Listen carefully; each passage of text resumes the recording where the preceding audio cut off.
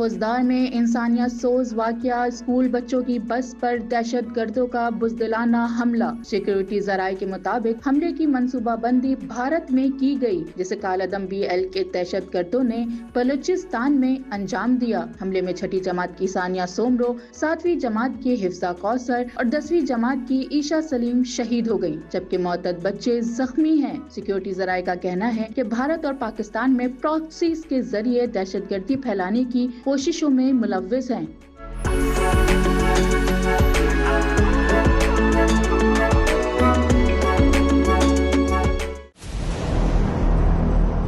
Operation بنیان مرسوس میں ناکامی کے بعد دشمن اب سافٹ ٹارگٹس کو نشانہ بنا رہا ہے۔ سیکیورٹی اداروں کا کہنا ہے کہ بھارت کی سرپرستی میں BLA جیسی تنظیمیں پاکستان میں معصوم جانوں کو نشانہ بنا رہی ہیں۔ پاکستان بھارتی ریاستی دہشت گردی کو ہر سطح پر بے نقاب کرے گا۔ خوزدار میں معصوم جانوں کا خون رائے گا نہیں جائے گا۔ قوم متحد ہے اور پاکستان دہشت گردی کے ہر چہرے کو بے نقاب کرے گا۔